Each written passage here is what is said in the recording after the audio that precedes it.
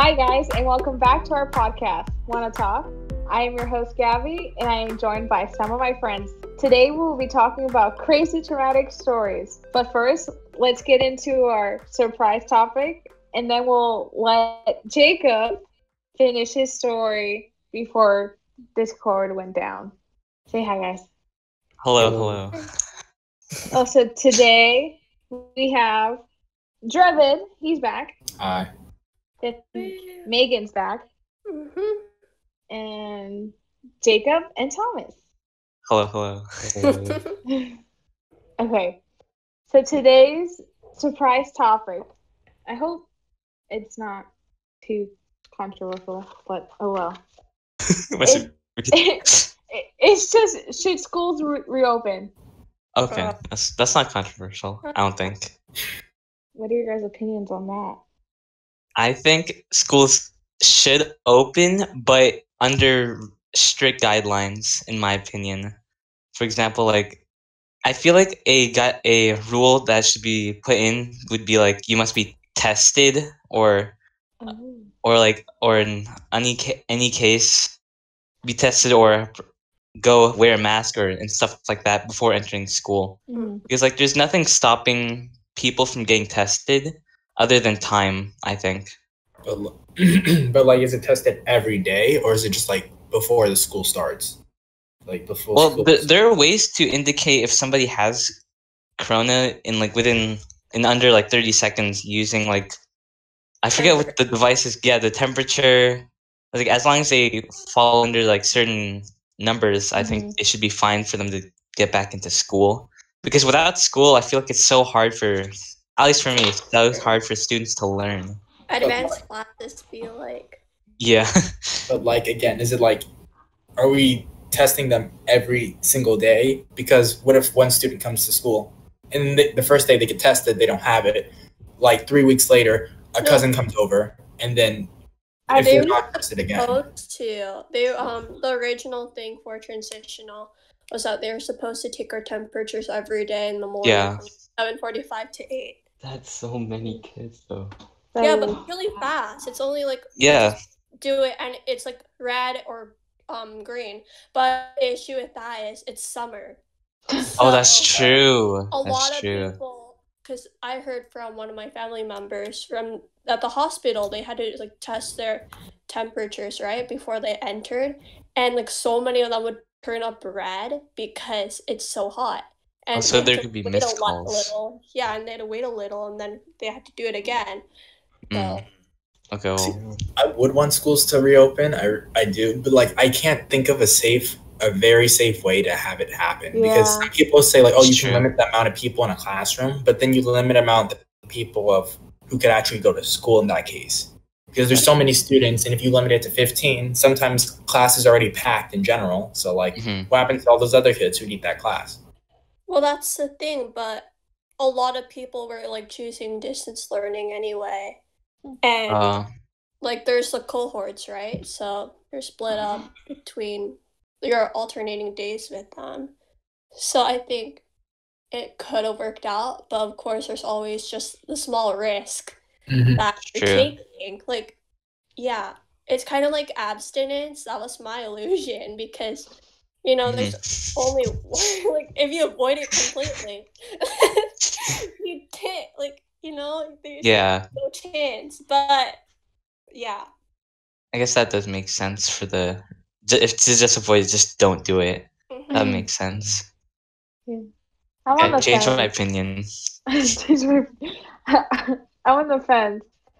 I really want schools to reopen, but we're thinking of it we're high school students. We're so responsible. But then, remember how we were once in elementary school and touched everything? That's true. It's not just high schools, it's every school in general. Some people still do that in high school. Before the stay-at-home order, before school shut down, apparently, in the middle schools, there were a lot of people who just coughed on each other jokingly. True. Yeah. Great idea. And that's also with preschoolers or kindergartners, there's no way you can maintain their social distancing, right? Mm-hmm. You can't guarantee that they're going to wear masks, and it's hard because you're trusting other people with their health. Mm-hmm. But it's a difficult situation. Yeah. Aren't there some schools that like are doing it so you have less school days? So like split it so like that's what it was supposed some to be. kids go there. Like but for like our school populations are all different because there's still That's other true. people staying open. But like think of it, because a lot of schools, they only have like a few hundred students, and like they're not just like 2,000 or 3,000 like some schools that we know have. And like last I checked, in Elk Grove has like one of the higher amounts in California. Aren't we fifth in the state, the district? This district, I think, but in like this region per se. Oh. Like we're more exposed to getting it. Isn't California now, I don't know, did it surpass New York already? Oh yeah. That's Yeah. right, yeah. Mm-hmm. It just surpassed Oh. it. And that's so fun to work. We just had like an uprising 300 something cases a few days ago. But at the same time, these cases, they're coming from 2 weeks ago when we first opened up. Because, you know, it takes 2 weeks before symptoms show. Yeah. And the protest. Yeah. Mm-hmm. And also, it takes days to finally get your results. Yeah. But the crazy thing about corona is that, isn't it like 80% of people who don't have symptoms at all? So wait, really? Apparently, I don't know. That might be wrong. Yeah, okay.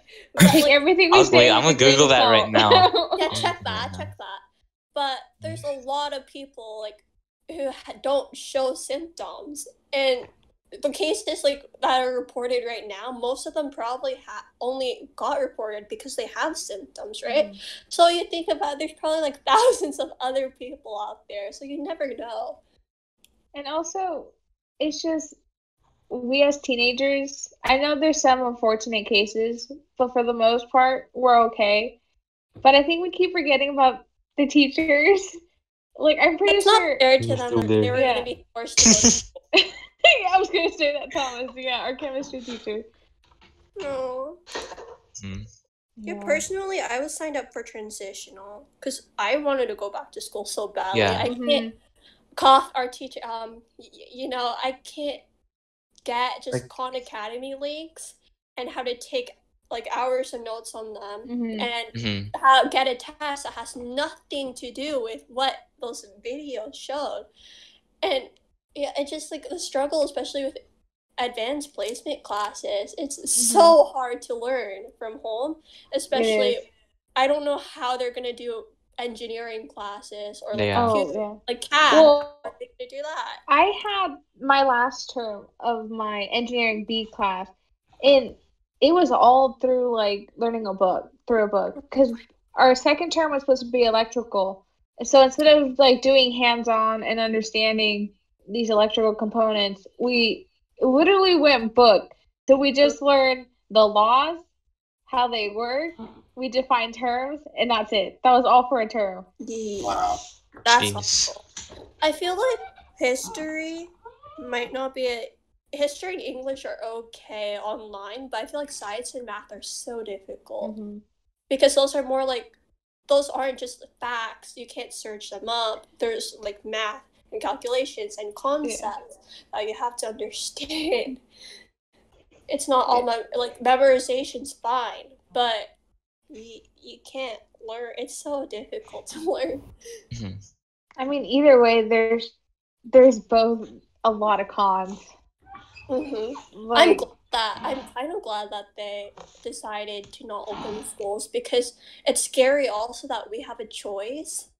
Because what if we end up getting it and it's like there's so much responsibility, like having to choose going back. Oh yeah. And also I was thinking about this, like when you get sick, like before COVID, it's really hard to catch up, even if you're gone for a day. Like imagine like if we did go like transitional, like imagine getting sick and then you have to stop going transitional and go to distance learning and adapt to that again, it's just a hassle. Yeah, I think it would just put too much of a risk on the students because it would make the students equal in like their level and opportunity. Mm-hmm. That would make sense. But also, I heard, I don't know if you guys heard our superintendent's message, but apparently we're actually going to go full on distance learning. So we're actually going to have online classes through Zoom. Like, yeah, no. that's what I heard. Yeah. But that's not possible because not everybody has internet. Like, we all have different schedules. The Chromebooks are so bad. You can't enforce it. Can we talk about AP Lang? The amount of complications we have in Google Forms. Oh, our poor AP. I literally all of my essays, all my like quizzes, my teacher did not get. All of them I sent in did not get them. Oh, jeez. I'm sorry. And not to mention AP testing, the amount of people who cannot submit. That's true. Let's not forget the increased, like, ability to cheat now since it's online.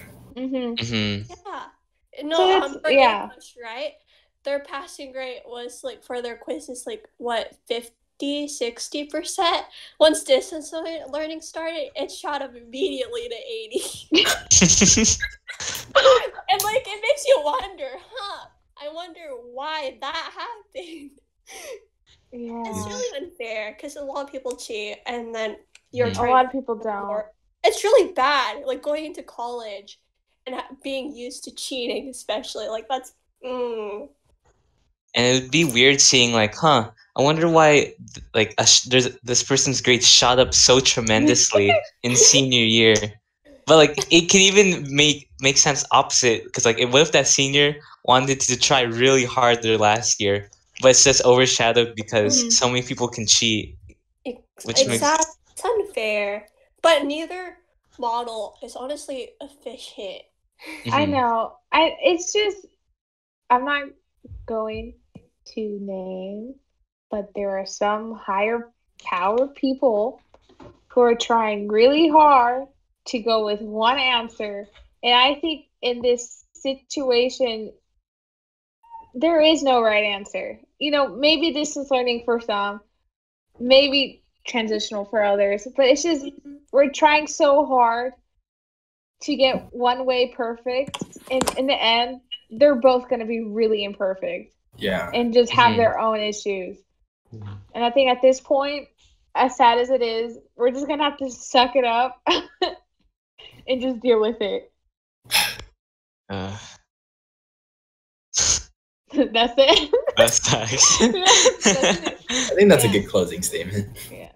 And along with that closing statement, I'm just gonna say, just to protect our butts, take everything we say with a grain of salt. This is all our opinions.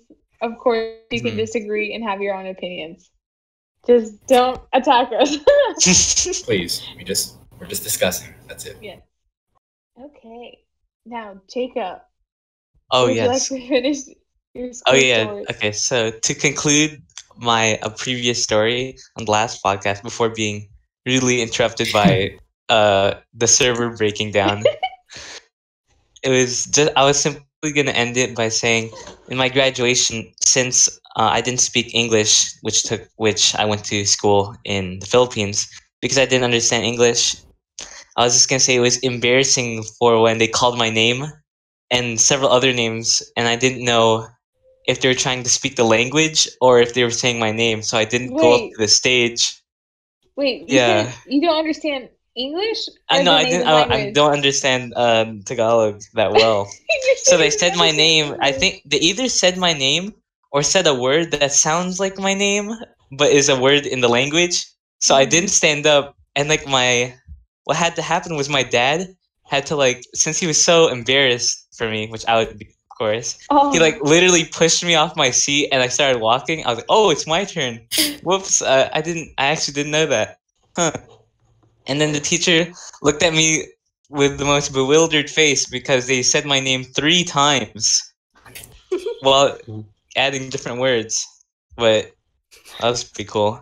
The good thing is they told students, because at that school they were really competitive. They told students what they excelled in, and the funniest thing was they said that he excelled in, you wouldn't believe it, not the language but in math, because he only understood numbers because I didn't understand the language there, which was so funny. Did your school not speak English at all? They did, but like I was like one of the only like 10 students that spoke English only, and I guess they didn't customize speak English for me. Was so like English school? Huh? Was your school an English school? Because mine was No, it was the full Filipino Tagalog school. It was really fun.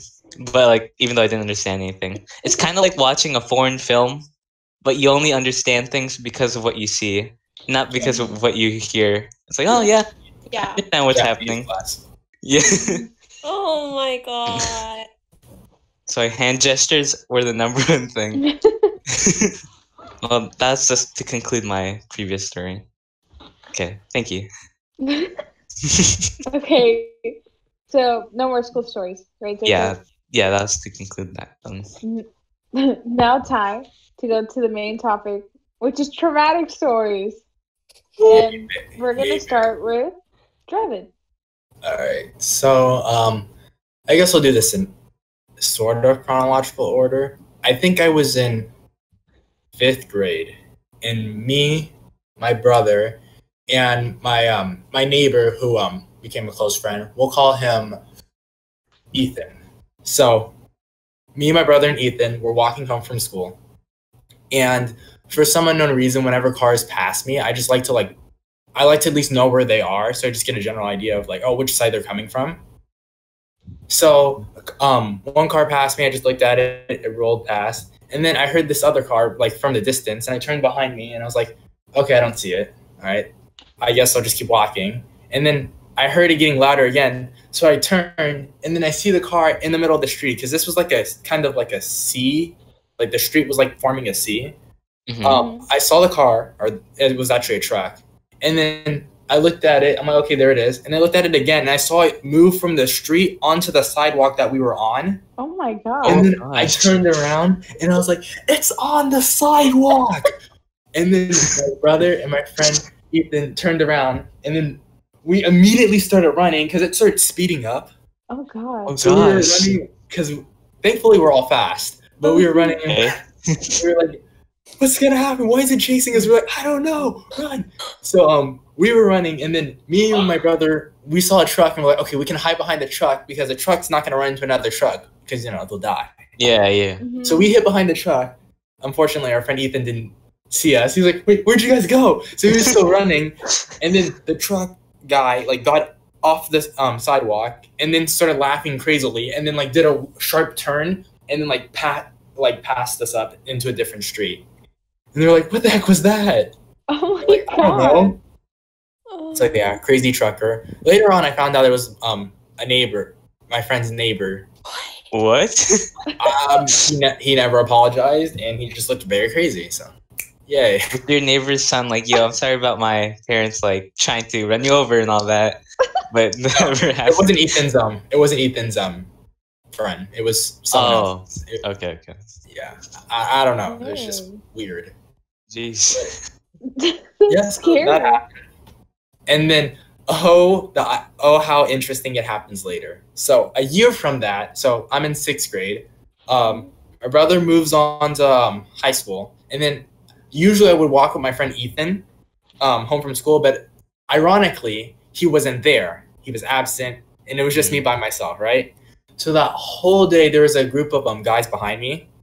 They looked shady to me, right? Mm-hmm. And I was like, no, they were in front of me, sorry. And then they looked shady, and I was like, I'm just going to keep my eye on them because I don't have a good feeling. I'm just going to tell this story from my perspective and my brother's perspective, because he told me some information later that brings this whole story together.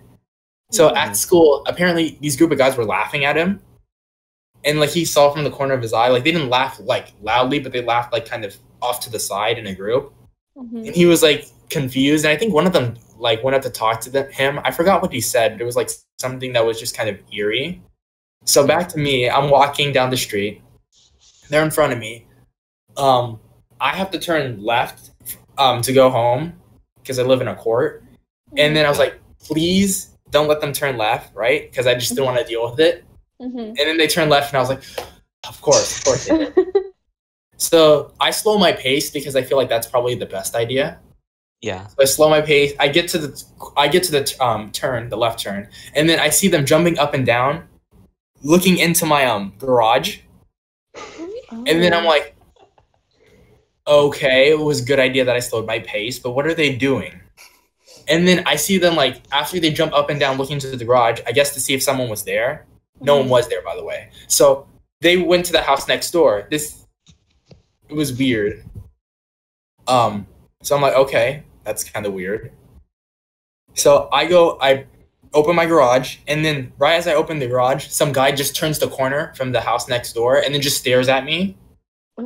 Like, in this, like, emotionless stare. And I was like, okay. So I run inside, close the garage, just in case someone slides underneath the garage door to attack me. I'm, like, watching. And then at this point in time, I'm, like, 99% scared. And I'm like, okay, this is probably a coincidence, but I went to go turn on my lights, and they didn't work immediately. So I was like, okay, I need to get something to protect me. So I got this, for lack of a better word, I'll say stick. Yeah. And I just picked up this stick, and then I was going to protect myself with it because I'm like, something's probably going to happen. All the signs point toward it. And then my friend Leon, he calls me. You guys remember Leon. So he calls me. He startles me. He wants to talk. I'm like, yo, I tell him what happened. It's really weird. Some guy rings the doorbell, right? I have like I have a screen door, and then I have a normal door. So I look through like the door hole to see who's there. I can't see anyone. They're standing away from the door and out of my sight, right? So I'm like, I guess someone just like rang the doorbell and left. And then they ring the doorbell again. I still don't see anyone. I'm like, this is really weird. Then they start banging on the screen door, but again, they can't get in because I guess they're using their hands. I don't know. Yeah. So they can't get in. And then I guess they assume no one's home, which is weird because I would assume that guy who saw me before knew that I was here. Anyways, it's just awkward. Poor execution on their part, but that's not the point. So he starts banging. Then I look through the hole again. I see him running away. And then I'm like, okay, what the heck's happening, right? Then what happens is that I believe later on, like, nothing really happens for a bit. And then I hear, like, this high-pitched buzzing sound. And it's like, zzz, and I'm wondering, what's that? And then I think someone came to the doorbell and said, hey, you better get out of there. Like, get out of the house. And I'm like, wait, this person knows I'm here? And I'm like, well, who are you? And I'm just, your house, right? Yeah, this is happening at my house. And I'm like, telling you to get out of your house. Like, I think he was genuinely concerned for me. But he's like, you should get out of here. And I'm like, I'm so confused. Anyways, the buzzing keeps going. And then it sounds like someone's like trying to open my window and then get into my house. So like, I'm freaking out. I call my mom. I tell her, I think someone's trying to break into the house. She's like, wait, what? And then she drops what she's doing. She's trying to get home as fast as she can, but she's at work, right? Then I call my brother. I'm like, he's at theater. He's doing something like Joshua, or yeah, my brother's name is Joshua. I'm like, Joshua, someone's trying to break into my house or our house. He's like, what? He tries to leave, but this is the funniest thing ever. The theater teacher's like, you can't leave. And he's like, but someone's trying to break into my house. My brother's home alone. They're like, yeah, you can't leave. It's like, what? So he doesn't like respond anymore. I call my dad. He finally picks up. I'm like, all right, I think someone's trying to break into the house. And he's like, all right, this is what I want you to do. I want you to go to wherever it is. It was a window, so there's blinds. He's like, open the blinds. And I was like, in my head, I was just imagining like a mental image of the person knowing I was there, because they should have, had a gun to like the window and then like, shoot me through the eye or something like that. So I was like, what if they shoot me? He's like, I need you to trust me. So I opened the blinds, and the thing that I saw wasn't scary. It was just surprising, and it startled me. So it was just like this cylinder-ish helmet, and it was like Iron Man, but it was like really bad quality. It's all gold. They had this like blue-gray jacket, and I guess they weren't expecting me to be here. So when I saw them, we like both jumped back, and then I'm assuming he flipped over my fence because I have garbage cans right near my fence. And they were in my backyard. So like I didn't hear a sound, but they left. So since Leon was on the phone, him and his mom came because they were the only ones who were close enough to get to me. Mm-hmm. I called the police. They got there. Leon was hyperventilating. I had to get him a bag. He was more scared than I was. What's it called? These people apparently weren't smart, and they didn't wear gloves, so their fingerprints were all over the glass. Uh-huh. Yeah, it was all over the window. It was crazy. My brother was like, "I'm sorry, I could not get here sooner, but I couldn't leave." And I was like, "That's crazy." My mom had to borrow her friend's car to get to me in time. I found out that it was actually my neighbor, not my neighbor Ethan, but my other neighbor. He tried to break into our house. He wanted to, there was a trial, and they wanted me to be there for it. I personally didn't want to see this person, because I don't want them knowing my face, because I'm assuming they still don't. The man in the Iron Man mask? The thing is that I don't think it was him, because the person looked like they were, like, white, and my neighbor was, like, African-American. Mm-hmm. Uh-huh. So I'm honestly confused. There's, like, so many different people that were present at my house at one time, but this story doesn't even add up to me.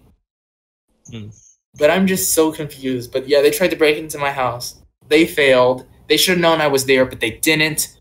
I'm utterly confused. And yeah, someone tried to break into my house. Do I have any... I'm surprised you didn't talk about the Filer story. The what? What happened in my garage? Oh, yeah. Where Gabby tried to kill me? Yeah, let's talk about it. Alright. So, we were all working together on this engineering competition. I'm half asleep because I think I woke up late. I ran here. I'm really tired. You were eating an orange, right? Yeah, I was eating an orange because I had no energy. And I guess we mentioned Jace, and apparently that triggered Gabby so much that she had like what was it, like a file? It was a filer, yeah. Yeah, she had a filer, and then she like started getting upset, so she started like swinging her arms, and then the filer like came out of the handle, and like flew, and then I think if I was like a little bit more to the left, I would have gotten hit by it, and then I was like, "You tried to kill me!" I couldn't even react fast enough. I was tired, I was hungry, I had no energy, and I could have died. Because that was head level. The file was head level.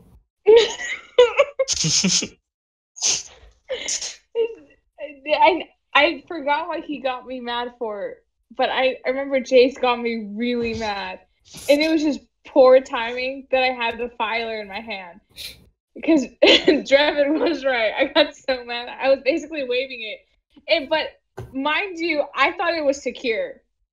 So okay. So it's just one really strong wave. I'm flying. Oopsie, yeah. I'm still scared of you. About it more, yeah. I was thinking, like, if I did it at the wrong angle, oh my god. I could have died. And that started a war. Ironically, that scared me more than people breaking into my house. I'm not laughing. I'm still scared. I don't want her to have one near me. But I think that's all my stories. Yeah, I'm glad too. Okay, my turn, right? I believe so. Yeah. So this story was at my grandparents' house because they had a hammock. So I think, yeah, I think I was around 10 years old, maybe younger, and you know, kids be kids. Right? We act like we're invincible, and for some reason kids like, I don't know, just like dangerous stuff. Yeah. So I was with my cousins, and I was in the hammock, like laying down, and I told them, go really fast, spin me really fast. So they started swinging me really, really fast. Me, of course, thinking I'm a kid, I'm invincible. Just didn't really think of the logistics of, because this hammock was made out of like rope. It's an old hammock too. I just didn't think that, you know what, maybe it could rip. So it went too fast, too high, that I was proven wrong, and the hammock snapped, and then I went slamming into the floor. Ouch. Mind you, this is normal, right? When you hit the floor really hard, air escapes your lungs, right? Yeah. Mm-hmm. Oh, the wind. Yeah, the wind. Yeah, literally, the wind got knocked out of me. But I didn't know that. I didn't know that was a possibility. So when that happened, I couldn't breathe for like, what for me felt like forever must have been like 5 seconds. But I couldn't breathe for 5 seconds. And I kid you not, in those 5 seconds, I was like, this is it. This is how I die. I'm like, what? Like 10 years old, 8 years old, and I'm dying. That's a lot to take in, honestly. It is. And then I remember finally getting my breath back and just screaming.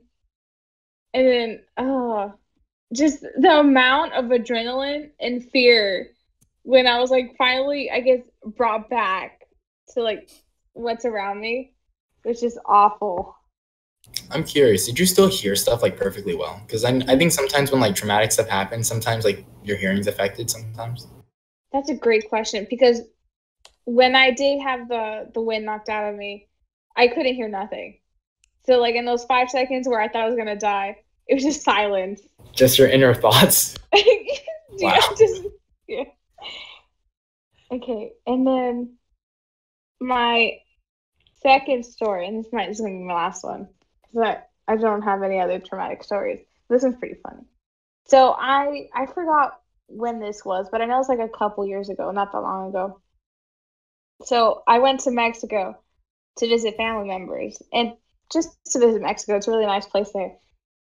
And I went hiking with a bunch of my cousins there. Behind, like, there's like a bunch of hills. If you go like through a hiking trail behind their house. So we went hiking, and because this is Mexico, there's a lot of land. A lot of the farmers actually allow their cows to roam. So we got at one point where it's just land. And I saw a bull, a female cow, and a little calf. And I had a camera at the time, so I can take pictures of the scenery. So I think, I don't know how far away it was, but it's like a good distance far away. So I started taking pictures from like a very, very safe distance. But then my younger cousin, he goes like, "Why are you so far away? Come closer." I'm like, "Oh, okay." And mind you, I trust him because he's been with animals. So I get closer, but like, just not that close, but just a couple feet. He's like, "You'll be fine. Come closer." I'm like, "Okay." So I get a little bit more closer. He's like, "What are you doing? You're okay." So then I get closer, and then I like the distance where I was. I think I'm like half of where I was. Closer. And I like where I'm at. So I go in to take the picture, and a bunch of stuff happened. So as I was about to take the picture, I see the bull move towards me. And then while I see the bull move towards me, my cousin, who was telling me I was fine, I literally feel the air as he ran away from me. Like, he gave me no warning, nothing. I just feel him leave. Present's gone. And then I finally like within seconds, I take off the camera from my face, and I see the bull coming towards me, and then I start running, and then all my other cousins start running, and then as we're running away, we see the bull chasing us, so we're running off of, now we're in rocky terrain, and we get into a safe distance, and I'm breathing, and then I look at my cousin. I'm like, "You said I was safe." And then you left me.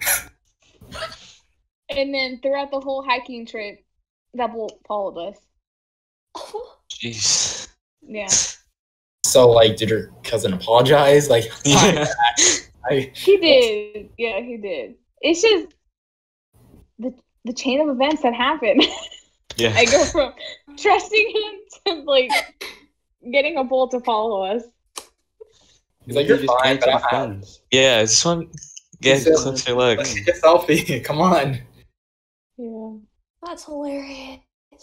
And at one point, this didn't happen to me, but the bull actually got really close to one of my aunts. So like we have to hop over like these like small walls, and this bull is like coming right behind her.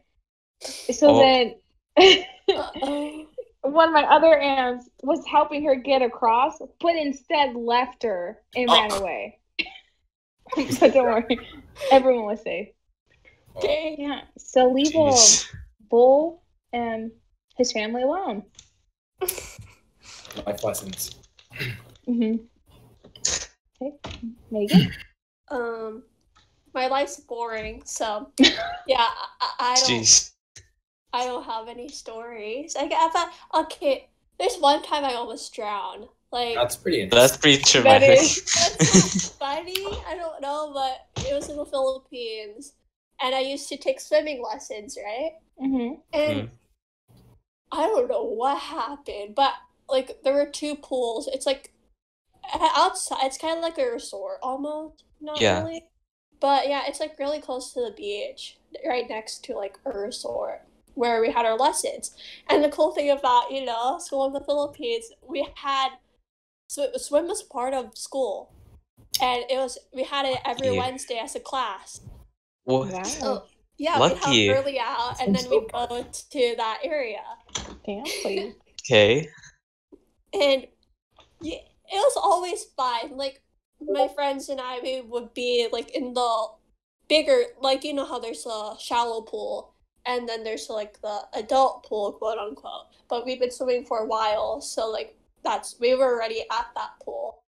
And it's like 4 feet deep, 5 feet maybe, but it's like safe.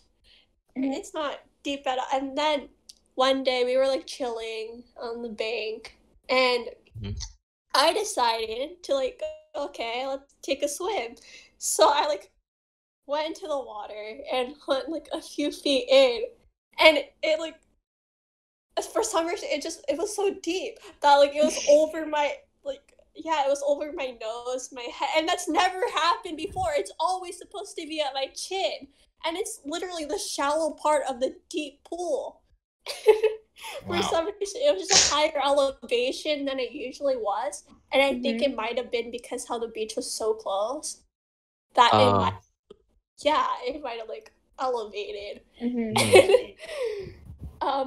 So I'm just flailing in the water, and my friends, they don't understand what's going on. Like, they keep talking. Is that new stroke pattern? It's like, what's going on? And then I think one of them saw me, and she went. But then I was panicking because I pulled out her arm and pulled her under. Sick. We were both flailing. And the rest of my friends kind of understood what was going on, and so they made a chain of people. Wait, was it like a domino effect, or you all started pulling each other down? Yeah. This is why you keep your enemies closer. Yeah, that was kind of scary. It was funny though, except when they got mad after, like, what were we doing? But yeah, and then we decided that we were just gonna stay in the kiddie pool, so we went that. No. It's like the third person joins in and pulling each other down. Like, dang, wait, get the other classmate in here. You're missing out. Jeez. What a day. So, good, Megan? Yep. Okay. Now it's it's my turn. Yeah. So like, mine's not necessarily a traumatic story for not just for me, but like for my brother and I when we were trick or treating. So for that Halloween, I was a banana, right? Of course, yeah. I was a banana, and my brother was Waldo from Where's Waldo? Okay. But surprisingly, I looked like a traffic cone, but like it didn't matter. I didn't really care. So I was really easy to spot, right? Yeah. And then since we were trick-or-treating, me and my brother were trick-or-treating, we were on our way back home. But then on the way home, there's a group of teenagers at the park just chilling. And at the time, me and my brother were like relatively younger. Mhm. So, and we were by ourselves. But that didn't really matter because our neighborhood was safe. So we thought. And then that group of teenagers saw us, and one of them decided to yell, "Oh shoot, I found Waldo." And then I was like, "Oh freak, haha, that's a funny joke." And then they all started like sprinting towards us. Oh my I was like, God. "Oh shoot, this is hecka bad." That was so bad. And then I was like, "Oh my, they're gonna be able to find us." I was like, "Oh shoot." And I was thinking like, okay, it's okay if we hide behind like a garbage bin or something, they won't be able to catch our tail. Making it a real game. Yeah. And then like they're like, "Okay, we're getting catch." They're like, we could hear yelling in the background, being like, "Oh, follow them! We have to first one to catch Waldo wins." And then they're like sprinting at us. We're hecka scared, and we're like, "Okay, we're so close to our house." And I was thinking, wait, they're gonna be able to find us because I literally look like a traffic cone. I am bright yellow. And like I'm so reflective, and like, oh shoot, so I took off like that cap of my costume, so now I actually look like a traffic cone, not just a banana. And like on our way home, like we kept on running until like a neighbor saw the kids chasing us, and like I was thinking, oh my, we're saved. He said like, "Huh, kids," and then he went back inside. I was like, oh my goodness, this sucks. And then eventually, me and my brother, we sprinted to our house, and then like we looked behind us, and then they stopped chasing us, I guess, after like a couple minutes. Like we were like panting, and like the best part, me and my brother's commitment, we didn't drop any candy, and I was so happy. Oh my God. But then one of the other best parts, me and my brother considered going back to the houses we missed just to get more candy, but we ended up not going and just stayed inside. But that was pretty fun. That was. I really wonder the train of thought of the teenagers. Like, is your brother visibly like, oh, he's a child? Yeah. Like, what makes you? That's like if we saw a child dressed up as Waldo and we started running at them. Like, I can imagine their conversation while running at us. Like, dude, if you catch it, I'll give you my Snickers bar. And they're like, bet. I'll go as fast as I can. Honestly, like making deals while running at us. I feel like the scariest part for you would be realizing that you're a banana while doing this. Yeah. Like the costume wasn't even comfortable, so I can't even like run at full speed. And like I had to go all out on the costume where like they're not even like shoes, they're like sleeves for my I'm like thinking, how ironic would it be if I slipped in a banana costume? That would be hilarious. That would be so funny.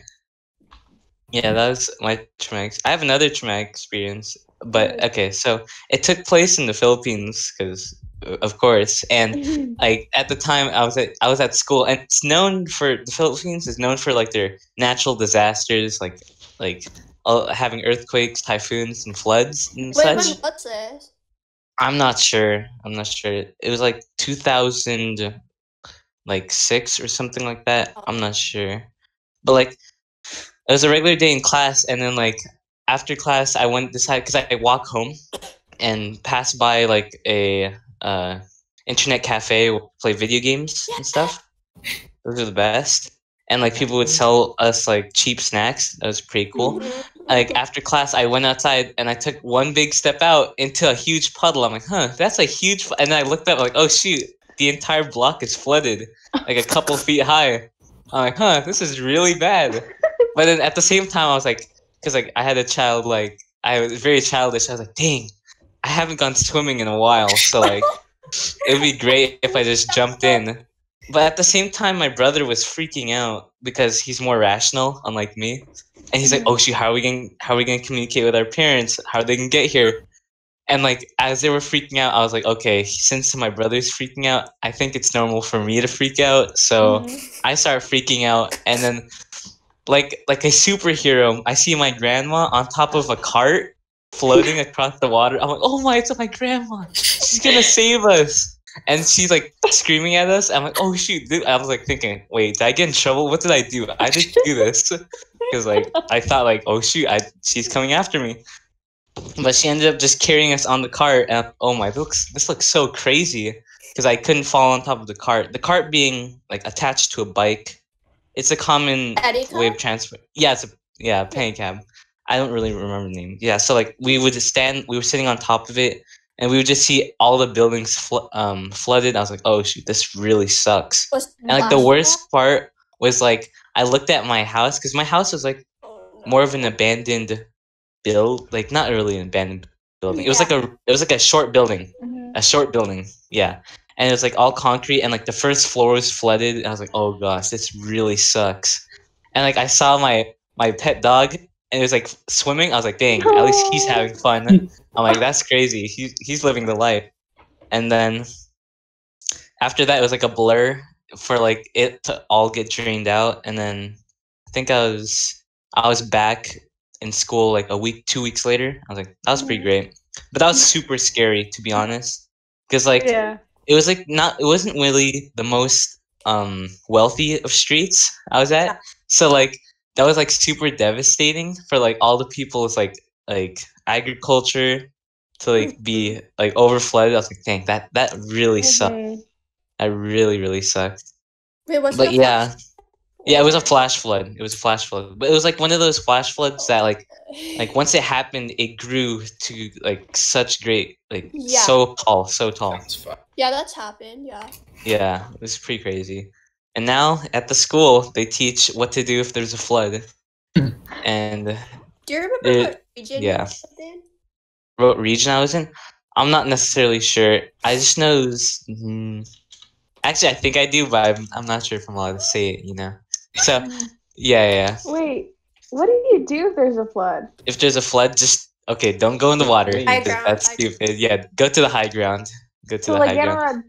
Get on a desk or so for example, my school has several floors. So if there's a flood, floors 1 through 3 were not allowed. And since our school was like 12 floors, and it was a concrete building, like no electricity and no ventilation. It was just concrete, right? So floors 1 through 3 were banned, and you would have to collect all your belongings and secure it and stuff like that. And then we would have to wait like a couple hours until like a bus that managed to survive would carry us on top of it. But like luckily that never happened again. Well, it happened when I left the Philippines, but I don't talk about that because I wasn't there to experience it. And like if it's still shallow, then you're supposed to go to the bathrooms first because that's supposed to be safe, right? Because I think it has to do with plumbing. Oh, there's more what's it called, piping to carry the water out. And then if it gets higher, you go as high as you can go. And like if it's already like 15 feet or so, then that's when you have to swim to the roofs. And that's where you stay. And then we also have evacuation centers and stuff. And I think like everything in the Philippines, it's like the geography is kind of there's definitely like higher elevated neighborhoods than others, and so you rush to like a higher elevated neighborhood. You want to get out. You want to get as far from the ocean as possible. Oh yeah, and to mention, like the region I was on was like a more of a swamp area, which makes sense because agriculture there was like really good, but like also made us super vulnerable to floods. Yeah. So I was like, which really sucked. Oh, I have one more story. Okay, it's really quick, I promise. So the way it worked. Okay, this next story takes place actually in the Philippines again, which is ironic. Lots of stuff happened to me when I was in the Philippines. So. As like before, since my town wasn't as like wealthy, there'd be lots of vermins, like what's it called? Rodents, right? And it's normal to just get pest control or something like that, but we had traps, right? And one of the traps was a sticky plate or a sticky pad. Those were like it's like basically taking an entire bottle of Gorilla Glue and putting it onto a college rule piece of paper and putting food in the center. Yeah, and it worked. Yeah. You put them under the couches or in the corner. which really, yeah. And keep in mind, I put them underneath couches or a counter, underneath, not in the wide open. Cough, cough. So I went downstairs to get a glass of water. Oh no! And surprisingly, my dad was like, "Huh, this area is way bigger than I expected. So why don't I just put it dead center of the kitchen?" I was like, "Oh, that doesn't make any sense." But surprisingly, I went to get a glass of water, and then since I was like accustomed to not having bright lights, I was like, "Okay, cool. I'll just walk through the dark. No big deal." I slipped on one piece of paper. I step on like rice, and then get stuck on one foot, and then because the paper is slippery on the tile, I fall down, and then I slam my arm on another piece of paper, and then after thinking I got stuck in the paper. My next thought was, "Oh shoot, the rats are gonna come back for the food," and then which doesn't make any sense, but in my mind it did at the time. I was like, "Oh," I was more worried about the rats coming to get the food off of me. I was like, "Oh god, oh shoot, this is so scary!" And I start screaming, and then my parents turn on the lights and see like a kid flailing on the ground, attached to like 2 pieces of paper. I was so scared. That was so scary, and like I was half awake when that happened. So like I had no idea what was going on. Yeah, that was pretty spooky. So now I get a flashlight when I go there. Okay, that's my last story. Yeah, Thank you, Jacob. Now it's Thomas' turn. Thomas's turn. Alright. So my story, it didn't happen to me, but it happened to my cousin's friend, and he told us a story. I'll just call him Jake. So Jake's from Singapore, right? And all males from Singapore, they have to serve like I think 2 years in the military at least. Oh. And so he was telling us a story about like when he was serving, and how in Singapore, like they have like this belief or like superstition that like in the jungles there's a whole bunch of spirits and ghosts, right? So yeah.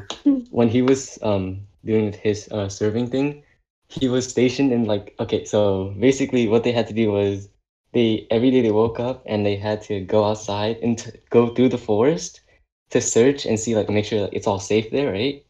So like the number one rule was don't look up, because in the jungle, if you looked up, you straight up like get blinded, like you're blind for life. You can't see anymore. Like, that's what they believed. And so like no one looked up. But there's a story that everyone was talking about in that area about how there's like this wandering ghost with long white hair, right? And one night when they're sleeping in the barracks or whatever, right? He wakes up and he sees this long piece of hair that goes from like his arm all the way down. And he was so scared because, okay, so like in the military, you have to get your head has to get shaved, right? Yeah. So you can't. There's no like pranking. There's no long hair anywhere nearby. Like, you can't get long hair, and it just appeared on his body. Oh, gosh. Okay, wait. Okay. Scary thing. He said that well, they said that you get haunted, but I don't know that shit. I mean, nothing bad has happened to him yet, so that's good. Yeah. Jeez. We'll see. And yeah, that's my story. If anything happens, ghosts have the worst reputation for that stuff. Yeah. I was gonna say, if anything happens, call me, because I know how to get rid of a ghost. What? What? You know how to get rid of one? It's the show Supernatural. Theoretically, I know how to get rid of it. Okay. You might need to go to Mac's house. He has a lot of ghosts. Okay. Dude. Oh my, that reminds me of another ghost story. Wait, can I say? Okay, so I was having a sleepover with some. I was having a sleepover with some friends, and then as we were playing hide and seek in the dark, because that makes it more like fun. Yeah. Much better, right? Don't make Discord crash. Oh my bad. Yeah. I have to get it done quick then. So we were playing hide and seek, and Drevid was hiding in a hallway at one round, and we all thought that he was in the laundry room. and we said we saw him in the room because we saw eyes and a mouth and like it peeking over the corner, and we're like, Drevid, we see you over there. And then coincidentally, Drevid shows up from the hallway. He says, guys, I'm right here. And then we all looked back at the door, and we all freaked out, and then ran behind like in our cupboard, and then we were all testing each other to close the door. Hold up. And yes. Wait a second. That was the Drevid. Couple things. I wasn't in the hallway. Was you on the ground? No, I was underneath a bar. Yeah. House, they had a bar stool, and Leon was there. Leon put his foot underneath it to feel for someone, but he didn't go far enough, so he didn't feel me there. So I was hiding underneath there. I remember because I was looking at Leon look towards the laundry room, saying, "I see you," and I was like, "All right, they don't see me." And then the rest of the stuff did happen as before, but I didn't come out yet because I was still watching. You guys started freaking out because you saw something. Understand how scary that was, because it was a figure. I'm telling you, I saw a figure. I'm telling you. I couldn't see him from my position. All I know is that I was laughing because he sounded. It was smiling, dude. It was smiling. I'm telling you. That was so cute. Okay, about it. If that's all the stories, thank you for listening, guys. Again, sorry if we're a bit messy. We're still new to this. At the moment, you can only find this podcast on our YouTube channel, Nerd Nation, but I'm working on getting it on Apple Podcasts, Google, Spotify, etc. Make sure you tune in next Wednesday for another episode, and thank you again. Bye. Thanks for listening. Bye.